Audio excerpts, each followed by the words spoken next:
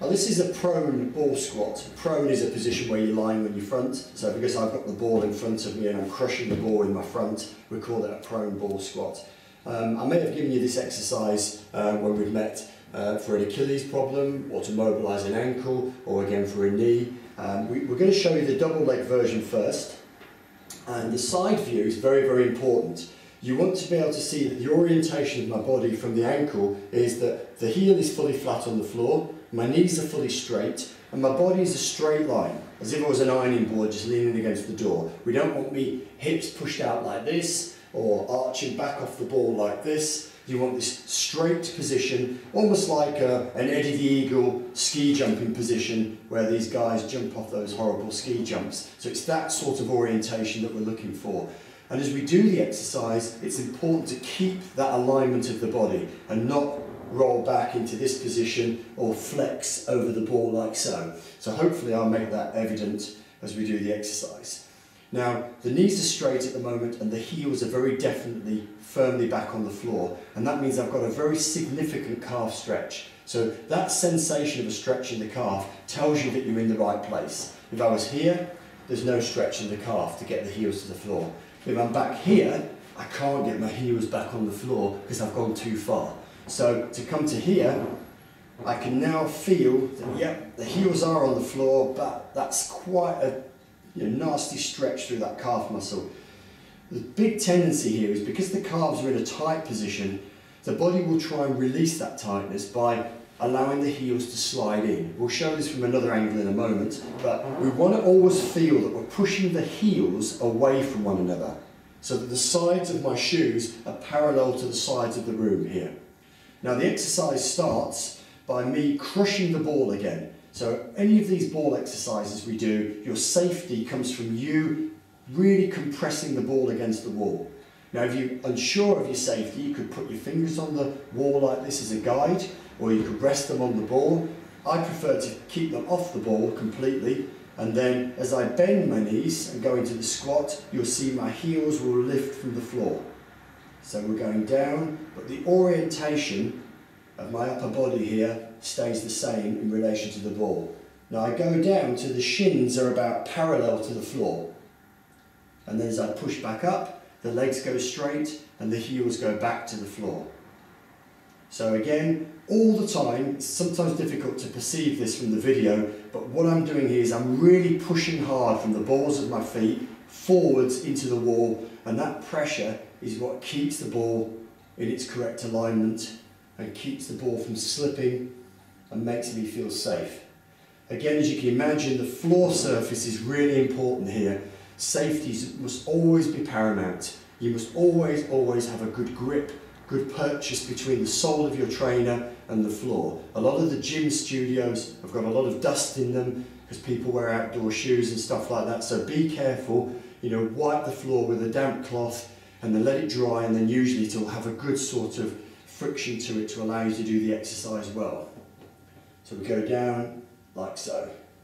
Now the single leg version of the exercise is similar to that we did with the double leg squat when we moved on to the single leg squat. I now move over to the side that I want to work.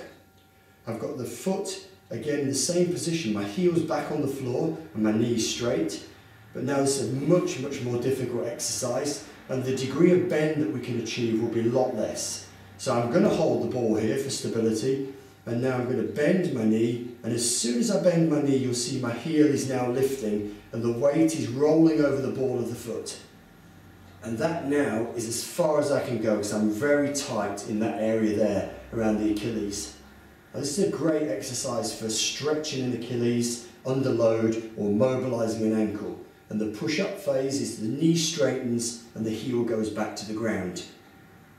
So as we bend the knee, the heel lifts and the foot rolls over the ball of the foot as the knee flexes. And that's the limit for me. I can't go any lower than that. And then I push up and straighten in that way. Fully straight knee, heel back to the floor. And this should be done really slow and controlled, very deliberate, so you're feeling the movement as you go through it to there. Now looking from this angle, we're going to see whether my heels deviate inwards as I suggested shouldn't happen.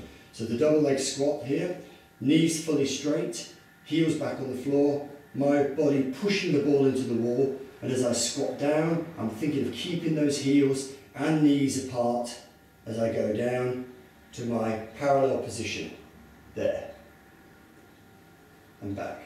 So again, if you come back upright and you feel that this has happened, just reorientate the feet so that the sides of the shoes are parallel to the sides of the wall, and then as you go down, think about pushing the heels apart and keeping the knees parallel with the feet, not allowing the knees to deviate inwards like this. Keep those apart as you push back up as well.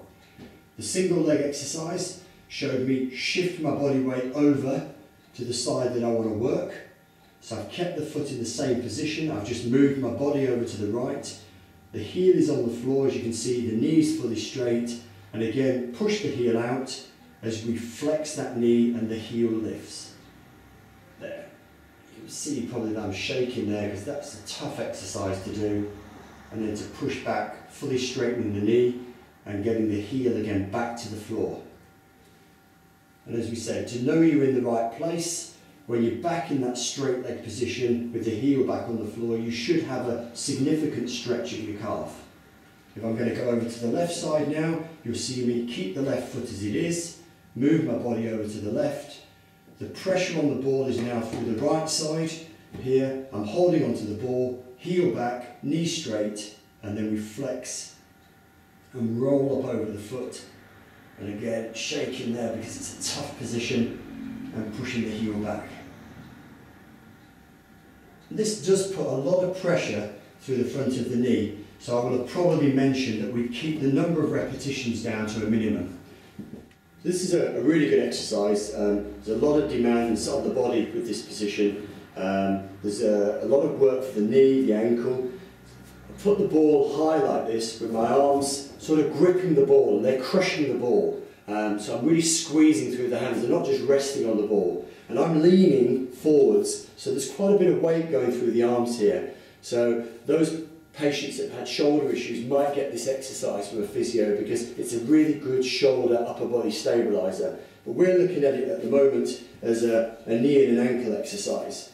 Now the leg I'm going to work is going to be the right leg in this position, and what's going to happen is I'm going to assume a position like this, leaning into the ball, and then as I step up to a straight right leg, bringing the left knee forwards off the ground, you'll see the stability has to go all through that right leg side, the one nearest you. So I'm going to step up to here.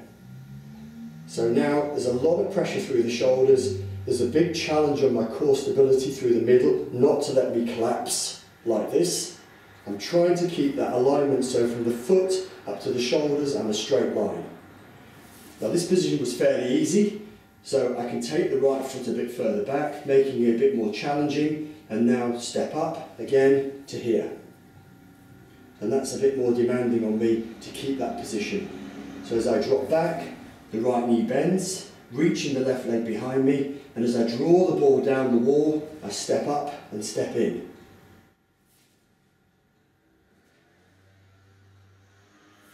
Now if we wanted to add the calf to this, we could come up onto the toes. So we come up to here, which obviously makes that much more difficult because the point of contact on the floor is now a lot smaller and the ball is obviously mobile. So that would be a progression to come up for the calf, the knees in full extension, but a very relevant exercise because it's challenging so many different aspects of the stability of the body.